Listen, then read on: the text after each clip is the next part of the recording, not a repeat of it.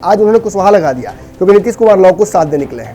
आप political gimmicks हैं, आप प्यादे हैं। आप अगर लव कुश समीकरण को लेकर बहुत ज्यादा उत्साहित है तो सवाल पूछिए अपने नेता से और पूछिए कि आपने आज तक लव कुश के लिए क्या किया है। और अब आप अपने राजनीतिक जीवन के अंतिम शिखर पर जब पहुंच रहे हैं, जहां से आगे की रणनीति बिल्कुल समाप्त हो रही है। जदयू के 28 विधायक चुनाव हारे, लालू यादव ने यादवों के लिए बहुत कुछ किया है। अब ये बात बहुत सोच समझ के मैं बोल रहा हूं और आप भी बहुत सोच समझ के बात सुनिएगा। और इसके पीछे एक बहुत बड़ा मेरा सवाल है और मकसद है जो कि आपको समझना पड़ेगा। आरसीपी सिंह लेने देना है तो उन लोगों ने उन्हें खबर भेजी थी तो मेरी खबर वहां पहुंच गई होगी। उनके दरबार में मेरी एंट्री नहीं है, लेकिन इस खबर का मकसद क्या था? इसके बाद उपेंद्र कुशवाहा तुरंत एक्टिव हुए। उन्होंने आकर बयान दे दिया फलाना नेता फलाना चाल काम करने जा रहा है, फलाना नेता फलाना चाल चलने वाला है। कई बार आप ही लोगों में से जो लोग मेरे कहीं ना कहीं विरोधी होते हैं, मेरी खबरों को विरोध करते हैं, वही आकर मुझे अपनी दर्द बताते हैं। कल जदयू के एक नेता ने मुझे वीडियो भेजा और बताया कि नीतीश कुमार जितने भी दावे कर रहे हैं वो सारे दावे फेल हैं। आईजीएमएस की वो वीडियो आपको याद होगी। कुछ दिनों पहले तक नीतीश कुमार के सबसे बड़े दुश्मन उपेंद्र कुशवाहा थे। उपेंद्र कुशवाहा के लिए सबसे बड़ा दुश्मन नीतीश कुमार थे। संभावनाएं जब बदलेंगी, जब ऑफर आएगा लालू की तरफ से, जब सारी समीकरण खुल जाएंगे, तब जाकर नीतीश कुमार डिसीजन लेंगे, आज नहीं। नाव पर चढ़कर जब नदी पार कर जाता है कोई व्यक्ति तो नाव को अपने साथ घसीट कर लेकर घर नहीं जाता है, नाव छोड़ देता है। आप वो नाव राजनीतिक नाव बन रहे हैं जिसको नीतीश कुमार लेकर अपने साथ पार करेंगे नदी और फिर कहीं कोने में छोड़कर चले जाएंगे। घर से काम कर रहा हूं, बेहतर समझ सकते हैं। मेरे ऑफिस के सारे लोगों को मैंने छुट्टी दे दी है और आज अगर अकेले बैठकर ये वीडियो करूंगा, आप लोगों से बातचीत करूंगा, इसे काटूंगा, इस वीडियो को आप तक पहुंचाऊंगा, तो कुछ ना कुछ तो उसके पीछे मकसद होगा। नमस्कार, भारत लाइव देख रहे हैं आप और ये रातों रात की खबर है। रातों रात में हम आपको ऐसी खबर देते हैं जिसके आगे आप विस्मयादी बोधक चिन्ह लगाने के लिए मजबूर हो जाते हैं। खबर भी बड़ी ही है। आपने पूरे दिन मेरे साथ समय कल बिताया, वर्चुअल माध्यम से हमने एक दूसरे से बातचीत की, मैंने आपको खबरें बताई, अपने कमेंट के माध्यम से मुझसे बात की। कई देखिए, खबर शुरू करने से पहले ये बात करना जरूरी है, कई लव कुश समीकरण के समर्थक, कई जदयू के समर्थक लगातार कमेंट बॉक्स में आकर ये कह रहे हैं कि नमन जी आपकी खबर सटीक नहीं है, शुद्ध नहीं है, इस खबर में कहीं ना कहीं कोई लूप है या गलत न्यूज आप दे रहे हैं। फिर बताता हूं, उसकी इतना ही नहीं है, इसके बाद कई लोगों का मैंने नाम बकायदा देख रखा है। उन्हीं लोगों ने पूरी मुझे व्हाट्सएप करके मुझसे पूछा है कि आखिर किसने आपको बताया है ये खबर। फिर जब मैंने नाम बताया तो उन लोगों ने कहा कि हाँ, जब वो बोल रहे हैं तो बिल्कुल सही ही होगा। तो देखिए, सवाल भी आप ही पूछते हैं, आरोप भी आप ही लगाते हैं और फिर सत्यापित भी आप ही कर देते हैं। कई लोगों ने तो बात करने के बाद ये भी कहा कि बिल्कुल आप सही कह रहे हैं, आरसीपी सिंह और उपेंद्र कुशवाहा में बातें बिगड़ गई हैं। देखिए, खास बात यह है, जब भारत लाइव कोई खबर चलाता है तो उसका असर होता है। जिस वक्त दोपहर में मैंने पंचनामा, आपको याद होगा 12-1 बजे के आसपास मैंने दिखाया था, उसके तुरंत बाद उपेंद्र कुशवाहा का ट्वीट आता है, जिस ट्वीट में उपेंद्र कुशवाहा ने सीधे तौर पर संजय जायसवाल पर हमला कर दिया। अब ये समझिएगा, उपेंद्र कुशवाहा को बाहर आकर ये काम क्यों करना पड़ा, अपने कंफर्ट जोन से बाहर निकलकर हमला क्यों करना पड़ा? इसके पीछे कारण है, उपेंद्र कुशवाहा को संगठन की जिम्मेवारियां आरसीपी सिंह नहीं दे रहे हैं, उनको संगठन में हस्तक्षेप करने नहीं दे रहे हैं। तो आखिर उपेंद्र कुशवाहा फिर करेंगे क्या? क्योंकि इस वक्त कोरोना का लॉकडाउन है, बहुत ज्यादा सभाएं भी नहीं कर सकते हैं और सभाओं को करने के लिए भी उन्हें आरसीपी सिंह से कहीं ना कहीं परमिशन लेना होगा। ऐसे भी आरसीपी सिंह को लिस्ट कई बार भेज चुके हैं, कई अलग अलग माध्यमों से बातें जा चुकी हैं, नीतीश कुमार से भी पैरवी हो चुकी है कि उपेंद्र कुशवाहा के साथ के लोगों को एडजस्ट किया जाए संगठन में। लेकिन इस पर कोई कॉल अब तक आरसीपी सिंह के ऑफिस से या उनकी तरफ से नहीं आया है। अगर आपको लगता है कि ये बड़ी बात नहीं है तो आप भ्रम में जी रहे हैं। अपने भ्रम को समाप्त कीजिए, हमारी खबरों पर शक करना बंद कीजिए। उपेंद्र कुशवाहा जब नीतीश कुमार के साथ होने वाले थे तो 1 महीने पहले मैंने खबर चलाई थी और आप में से कई लोग आकर ये बात कहते हैं उपेंद्र कुशवाहा मर जाएंगे लेकिन नीतीश कुमार साथ नहीं जाएंगे। आज उपेंद्र कुशवाहा किस स्थिति में है? क्या वो गुजर चुके हैं? मैं तो ये नहीं बोल रहा भाषा, लेकिन या वो नीतीश कुमार के साथ है। नीतीश कुमार ने भी कहा था कि वो भाजपा के साथ कभी नहीं जाएंगे, मिट्टी में मिल जाएंगे। आज नीतीश कुमार जमींदोज है क्या? आज वो भाजपा के साथ है ना। राजनीति संभावनाओं का खेल है, उन संभावनाओं पर प्रश्न खड़ा करना आपकी सबसे बड़ी बेवकूफ़ी है। चलिए माफ कर देते हैं, बेनिफिट ऑफ डाउट दे देते हैं। बहुत सारे लोग हो सकता है कि पंचनामा के नए छात्र होंगे, तो नए छात्रों को थोड़ा स्पेशल क्लास लेना पड़ता है, तो अन्य खबरों पर भी ध्यान दिया कीजिए और मेरे साथ थोड़ा समय बिताइए। हो सकता है कि आपका जो राजनीतिक ज्ञानवर्धन है वो हो जाए। देखिए, मैं गलत हो सकता हूँ, लेकिन मैं इस बात का दावा कभी नहीं करता हूं कि मैं 100% सही हो जाऊंगा। मैं एक राजनीतिक संभावना को, जो कि मुझे कहीं ना कहीं जो कार्यकर्ता है आप ही के जैसे बताते हैं, उस पर चर्चा करता हूं और फिर निष्कर्ष निकलता है।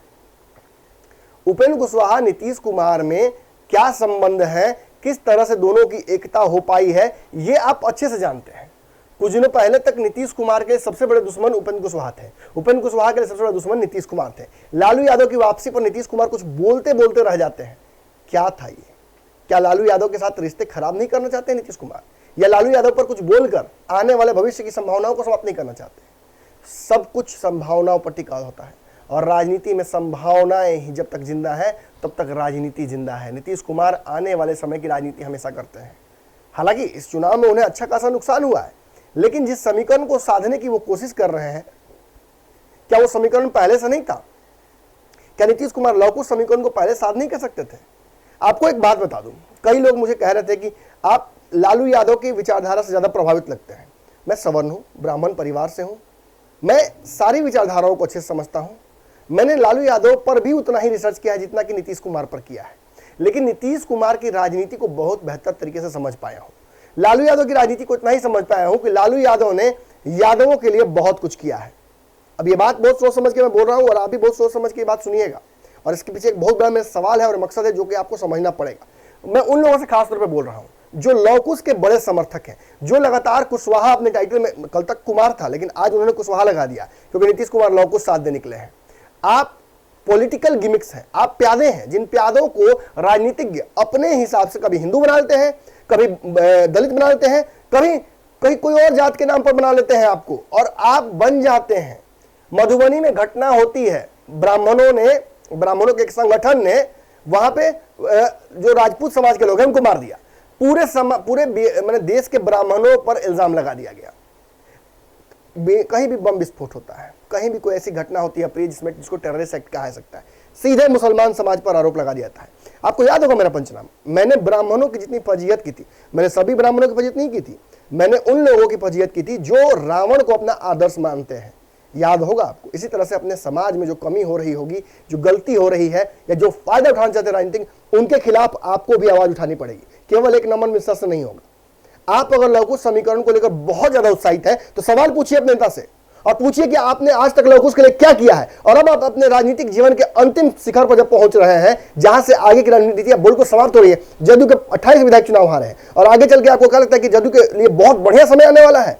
लौकुश समीकरण साधने नीतीश कुमार का अंतिम कहीं ना कहीं कड़ी है, और उसका सीधा सीधा श्रेय आप है। नाव पर चढ़कर जब नदी पार कर जाता है कोई व्यक्ति, तो नाव को अपने साथ घसीट कर लेकर घर नहीं जाता है, नाव छोड़ देता है। आप वो नाव राजनीतिक नाव बन रहे हैं जिसको नीतीश कुमार लेकर अपने साथ पार करेंगे नदी, और फिर कहीं कोने में छोड़कर चले जाएंगे। लेकिन मैं किसी को यहाँ ना तो आरोपित करना चाहता हूँ, ना आप लोग का बहुत आंख खोलना मेरा मकसद है। बिहार में जो हो रहा है वो अच्छे से पता है।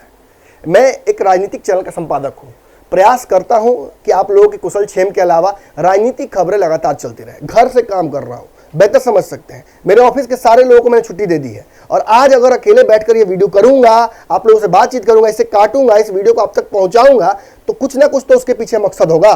केवल यूट्यूब से पैसे कमाना तो मकसद नहीं हो सकता है, और यूट्यूब कितने पैसे दे रहा है आप अच्छे से जानते हैं। आप में से ज्यादातर लोग चैनल चलाते हैं, सभी को पता है कि यूट्यूब के पैसे से घर नहीं चलने वाला है। लेकिन फिर भी आप लोगों के समक्ष आकर रोज इस तरह से खरी खरी बातें करता हूं राजनीति की। क्यों करता हूं?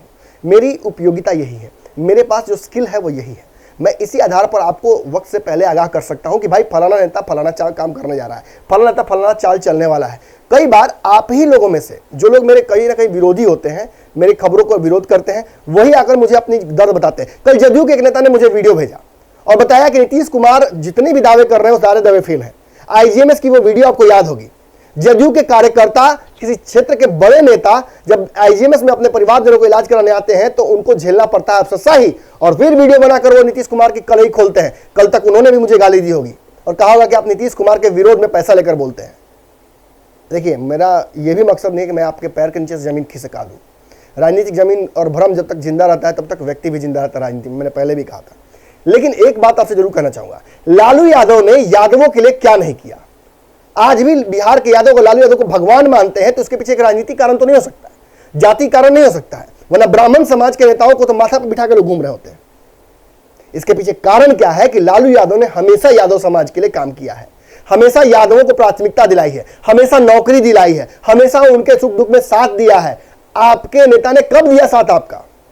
कितने कुर्मी समाज के लोगों को और कुशवाहा समाज के लोगों को नीतीश कुमार ने आगे बढ़ा दिया?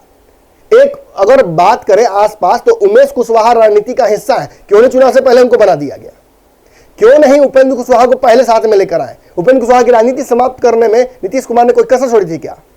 आज उपेंद्र कुशवाहा अपने परिस्थितियों के मारे हुए हैं, उनके पास ऑप्शन नहीं है, इसलिए अंतिम जो राजनीतिक उनका दाव है वो चल रहे हैं, अपने लिए कर रहे हैं, आपके लिए नहीं कर रहे हैं। इस भ्रम में मत रहिएगा। लालू प्रसाद यादव आज भी बिहार की राजनीति में आते हैं तो यादवों के लिए कुछ ना कुछ करेंगे। अगर हर समाज का नेता अपने समाज के लिए करने लगे तो समाजवाद का उचित जो कहा सकता है रास्ता तब जाके खुलेगा। अगर ब्राह्मण नेता ब्राह्मणों के लिए करने लगे, अगर भूमिहार नेता भूमिहारों के लिए करने लगे, राजपूत नेता राजपूतों के लिए करने लगे, तब जाकर सभी समाज के लोगों के बीच बराबर रिसोर्सेस पहुंच पाएंगे, किसी के लिए कोई कमी नहीं होगी। आज जब कोरोना की दवाई के लिए मर रहे हैं आप, आज ऑक्सीजन के लिए मर रहे हैं आप, कितने ब्राह्मण नेताओं ने ब्राह्मणों का मदद किया, कितने भूमिहार नेताओं ने भूमिहारों का मदद किया। अगर आपका मदद हुआ है तो आप कमेंट बॉक्स में आके आइए, नमन मिश्रा अपनी बात वापस लेगा। इसी तरह से मैं कहना चाहूंगा कि लालू यादव जब यादवों के लिए इतना कुछ करते हैं तो नीतीश कुमार उपेंद्र कुशवाहा को भी कुछ करना चाहिए ना। अगर आपको लगता है कि नहीं, आपकी नौकरी लगवा दी उन्होंने, आपके जीवन में आपको डायलिसिस करवाना है अपने पिताजी का और वो हेल्प करते हैं, जब डायलिसिस कराना होता है तो पप्पू यादव के पास जाते हैं। आप ये नहीं पूछते हैं कि पप्पू यादव लौह कुश समीकरण का हिस्सा है कि नहीं, यादव है, भूमिहार है, क्या है पप्पू यादव, आप कभी नहीं पूछते हैं। लेकिन जब आवश्यकता पड़ती है तो आप पप्पू यादव के पास बिना पूछे चले जाते हैं। कहे ऐसे नेताओं को चुनकर आप नहीं भेज सकते हैं, ऐसे नेताओं के बीच आपका समीकरण नहीं सीधा सकता है, नहीं हो सकता है। ना तो आपने उन्हें सांसद बनने दिया दोबारा, ना आपने उन्हें विधायक जिताई। ये है सत्य, ये है आपका सत्य। आपके मन में भी कालापन है, आपके मन में भी छुपा हुआ कहीं ना कहीं एक ऐसा रावण है जिसे आप मारना नहीं चाहते हैं, जो आपको कभी ना कभी जाति के नाम पर, कभी धर्म के नाम पर आपको पोलराइज कराता है। और ये नेता इसी रावण का फायदा उठाकर चुनाव जीतते हैं और आकर कहीं ना कहीं आप पर राज करते हैं। और जब आपको ऑक्सीजन की आवश्यकता पड़ती है, जब बाढ़ में आपको राशन की आवश्यकता पड़ती है, जब महामारी फैलती है और जब चमकी बुखार जैसी बीमारियां होती हैं, तो आपको मरने के लिए छोड़ देते हैं और अपने खुद एसी दरवाजों में बंद कराकर अपने आप को ऑक्सीजन की व्यवस्था करके सुई लेकर, इंजेक्शन लेकर जिंदा रहते हैं। ये अच्छा हुआ कोरोना आ गई, ये अच्छा हुआ कोरोना ने आप लोगों को एक बार फिर से मौका दिया, वरना आप समझने वाले कहाँ हैं। चलिए, बहुत मैंने ज्ञान बहुत ज़्यादा दिया, थोड़ी देर बात और कर लूँ। रातों रात की खबर छूट गई इस सारे ज्ञान में, मैं बहक जाता हूँ कई बार, इसके लिए माफ़ी भी मैंने मांगी है कई बार, लेकिन आज माफ़ी नहीं मांगूंगा। खबर यह है कि नीतीश कुमार के सुशासन पर, नीतीश कुमार के कोरोना के दौरान लिए गए एक्शंस पर भाजपा ने तो हमला किया था ना, याद है ना आपको? सम्राट चौधरी ने जो बोला था याद है आपको? संजय सवाल ने जो बोला था याद है आपको? मैं रिपीट नहीं करूंगा। इन लोगों ने जो बात कही थी उसके बाद मैंने आपको खबर करके दिखाई थी। मैंने इसके अलावा खबर यह भी दिखाई थी कि आरसीपी सिंह ने कहीं ना कहीं उपेंद्र कुशवाहा को संगठन से थोड़ा दूर कर दिया है। क्यों किया है आपको अच्छे से पता है, मैं फिर रिपीट नहीं करने वाला हूं, कल का पंचनामा जाके देखिएगा। और जब दूर कर दिया है तो उपेंद्र कुशवाहा अपने लिए नई नई संजीवनी खोज रहे हैं। हमारी खबर उपेंद्र कुशवाहा ने जी भी देखी है, मैंने उनको पर्सनली भेजी थी खबर।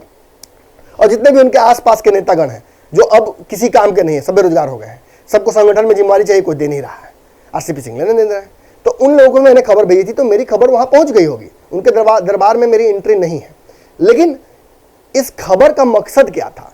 इसके बाद उपेंद्र कुशवाहा तुरंत एक्टिव हुए, उन्होंने आकर बयान दे दिया, उन्होंने बयान दिया और नीतीश कुमार को डिफेंड किया। डिफेंड नहीं कीजिएगा नीतीश कुमार को तो फायदा क्या है? नीतीश कुमार के आसपास जिस तरह से अशोक चौधरी ने अपने आप को स्मार्टली ऑपरेट किया, एक नेता जो कि कुछ दिन पहले ही इस पार्टी में आता है, वो इतना कद अपना बढ़ा लेता है कि आरसीपी सिंह के पैरेलल खड़ा होने लगता है। वो तो बाद में उसको एहसास होता है कि आरसीपी सिंह के सामने भी झुकना पड़ेगा, तब जाके अशोक चौधरी थोड़ा कंट्रोल में आए।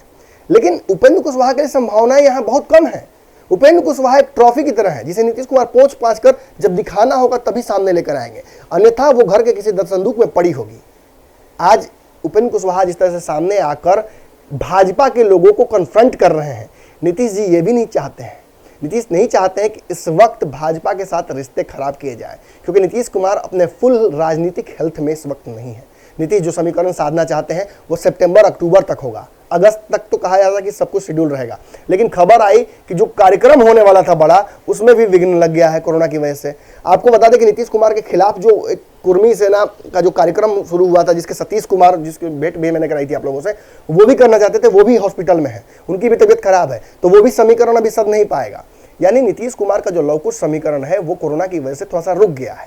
तो इस वजह से वो चाहेंगे नहीं कि भाजपा के साथ रिश्ते अभी कभी खराब हो जाए। लालू आएंगे, लालू आकर बिहार की राजनीति को थोड़ा झकझोरेंगे, हिलाएंगे, कुछ निकलेगा इस मंथन से। उस बदले हुए समीकरण पर नीतीश कुमार एक बार फिर से गहन चिंतन करेंगे, इस पूरे अपने टुकड़ी को, थिंक टैंक को बिठाएंगे, सोचेंगे क्या करना है। संभावनाएं जब बदलेंगी, जब ऑफर आएगा लालू की तरफ से, जब सारी समीकरण खुल जाएंगे, तब जाकर नीतीश कुमार डिसीजन लेंगे, आज नहीं। लेकिन एक बात तो है, उपेंद्र कुशवाहा ने चलती बिल्ली के गले में घंटी बांध दी है। अब टन तो होगा ही। आज जिस तरीके से कहीं ना कहीं भाजपा गैंग अप हो गई, भाजपा ने पूरी तरह से एक गैंग बना लिया, संजय जायसवाल, सम्राट चौधरी, ये लोग हमलावर हो गए हैं। अभी हालांकि मैं बता दूं आपको, अभी तक गिरिराज सिंह ने इसमें कुछ नहीं बोला है। गिरिराज सिंह जानते हैं कि इसमें बोलना कहीं ना कहीं खुद फंसने जैसा है, क्योंकि कहीं बंगाल में आप जाके देखते हैं तो वहां पे जमकर रैलियां हो रही हैं भाजपा की। वहां भाजपा कोरोना से नहीं डर रही है और यहाँ भाजपा को कोरोना दिख रहा है। सीधी बात है, नीतीश कुमार पर ब्लेम खेला जा रहा है। और ये ब्लेम क्यों खेला जाता है, इतने स्मार्ट आप हैं, समझना चाहिए। मैंने पंचनामा में परसों आपको बताया था कि नीतीश कुमार भी चुप हो गए हैं। नीतीश कुमार भी कर्फ्यू को नहीं लगा रहे हैं पूरी तरह से। वो जानते हैं कि ये जो डिपार्टमेंट है ये भाजपा का है, ऊपर से नीचे तक भाजपा का हेल्थ डिपार्टमेंट भरा हुआ है। ऊपर हर्षवर्धन से शुरू कीजिए, अश्विनी चौबे के बाद बिहार में मंगल पांडे, ये सारे नेता जब भाजपा के हैं तो नीतीश कुमार क्यों जिम्मेदारी अपने ऊपर लें। इसीलिए नीतीश कुमार इस मामले में चुप है और इनकी चुप्पी ही बहुत बड़ा कारण है जो भाजपा को बेचैन बना रही है। और इसीलिए संजय जायसवाल जानते हुए कि बंगाल में उनसे गलती हो रही है, वो कोरोना के गाइडलाइंस फॉलो नहीं कर रहे हैं, फिर भी बिहार में सबक सिखाने के लिए नीतीश कुमार को कुछ ना कुछ बोलते रहते हैं। और इस पर उपेंद्र कुशवाहा ने बोलकर सीधे तौर पर इसे गैंगवार में तब्दील कर दिया है। अब उपेंद्र कुशवाहा के बोलने के बाद रास्ता खुल जाता है, भाजपा के लोग नीतीश कुमार को घेरेंगे, उपेंद्र कुशवाहा को घेरेंगे। अब तक उपेंद्र कुशवाहा के आने के बाद से भाजपा थोड़ी सहमी हुई थी। क्या समीकरण साधने जा रहे हैं नीतीश कुमार, कौन से रणनीति के आधार पर आगे बढ़ेंगे, क्या भाजपा के साथ रहेंगे या छोड़ देंगे। लेकिन जब उपेंद्र कुशवाहा अपना मुंह खोल देते हैं तो सारे पत्ते टेबल पर होते हैं, और जब टेबल पर सब कुछ होता है तो आप दाव सोच समझ कर लगाते हैं। रात की आज की खबर में आपको कैसा लगा जरूर बताइएगा। कुछ ज्ञान ज्यादा ही मैंने दे दिया, उसके लिए माफी चाहूंगा। मैंने बोलता माफी नहीं मांगूंगा, लेकिन मांग लेता हूं, क्योंकि आप अभिभावक हैं। बाबा इस वक्त थोड़े बीमार हैं, नासाज हैं, इसलिए उनके गैर हाजिरी में आप ही लोगों के हवाले उन्होंने चयन कर रखा है। तो अगर कोई गलती मुझसे होती होगी तो माफ़ कर दीजिएगा। लेकिन ये मेरा आज का जो बताना आप लोगों को बहुत ज़रूरी था। कुछ लोग जो उपेंद्र कुशवाहा की जाति के हैं या नीतीश कुमार की जाति के हैं, उनको लगता है कि नया समीकरण बन जाएगा तो उनके घर में भी रोटी आ जाएगी, उनके बेटे को नौकरी मिल जाएगी, उनकी बीमार माँ को ऑक्सीजन मिल जाएगा। इस भ्रम में मत रहिए। राजनीतिक समीकरण बनने से आपका कोई फायदा होने वाला नहीं है व्यक्तिगत। हाँ, अगर सरकार सोच समझ कर चुनिएगा तो आपका फायदा हो सकता है। फिर किसी खबर में मुलाकात करते हैं। दिन भर आप लोगों से मुलाकात होती रहेगी। फिलहाल रात में इतना ही। धन्यवाद। अगर ये वीडियो पसंद आई और वह बिहार के राजनीति और बिहारियत से सरोकार रखेनी तो सब्सक्राइब बटन दबा के चैनल के सब्सक्राइब कर ली। ओजे एगो घंटी बा, ओकरा बटन दबा देला से कुल सटीक और मारक खबर रुआ मुफ्त में मिल जाई। अगर रुआ पत्रकारिता के हमनी के नया प्रयोग में सहयोग कर चाहतानी तो ज्वाइन बटन दबा दी। पेटीएम नंबर नोट कर ली 9386816700। धन्यवाद।